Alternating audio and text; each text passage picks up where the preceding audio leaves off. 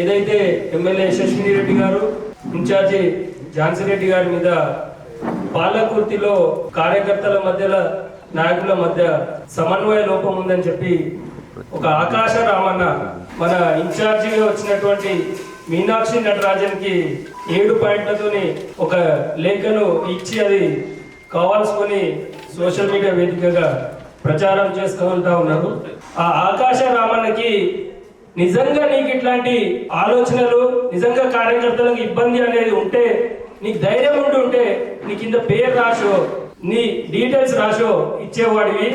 ఇవాళ ఓడిపోయి ఉన్నటువంటి అంగూటి మంత్రి దయాకర్ రావుకి తొత్తుగా ఆడోడి ఈడోడు మోపై ఆయనకు మళ్ళీ ఏదో జనంలో తీసుకురావాలని చెప్పి కోవట్టు రాజకీయం చేసేటోళ్ళు మాత్రమే ఇట్లాంటి చిల్లర పనులు చేస్తూ ఉన్నారు.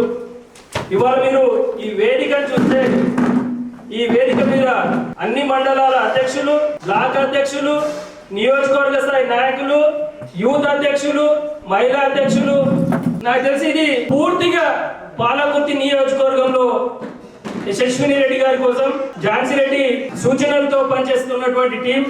ఎక్కడ ఎవరికి కూడా ఇబ్బందులు లేవు కార్యకర్తలకు. ఇవాళ ఒక అదృష్టం ఇద్దరి రూపంలో ఉన్నది పాలకుర్తికి. అది ఓర్వలేక దయాకర్ రావు చిల్లర రాజకీయాలు చేపిస్తా ఉన్నారు.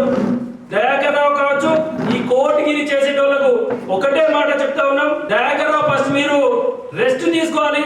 ఓడిపోయిన తర్వాత ఇంకా సిగ్గు లేకుండా ఇట్లాంటి చిల్లర రాజకీయాలు చేపిస్తా ఉన్నారు. అదే విధంగా ఎవరైతే కోర్టు రాజకీయాలు చేస్తా ఉన్నారో గతంలో చేసిర్రు, ఇప్పుడు కూడా చేస్తామని చూస్తున్నారు. మీ పనులు సాగవు, మీ ఆటలు సాగవు. ఖచ్చితంగా కాంగ్రెస్ పార్టీ నాయకత్వం యశస్విని రెడ్డి గారి నాయకత్వంలో, ఝాన్సీ రెడ్డి గారి నాయకత్వంలో ఈ పాలకుర్తి నియోజకవర్గాన్ని అభివృద్ధి చేసి తీరుతుంది.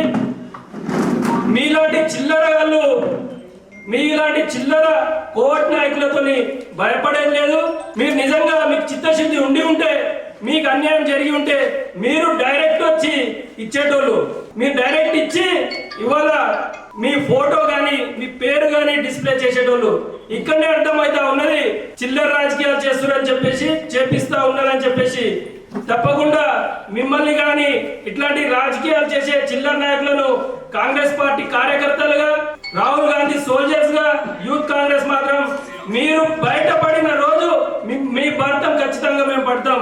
కాంగ్రెస్ పార్టీలో ఏదో అలజడి సృష్టించి పాలకుర్తిని డిస్టర్బ్ చేయాలని చిల్లర ఉద్దేశంతో మీరు ఇలా చేయడం చూస్తూ ఉన్నాం. కాబట్టి ఖచ్చితంగా మిమ్మల్ని ఇడవం, మీ డీటెయిల్స్ తీసుకుంటాం, ఎవరైనా తెలుసుకుంటాం.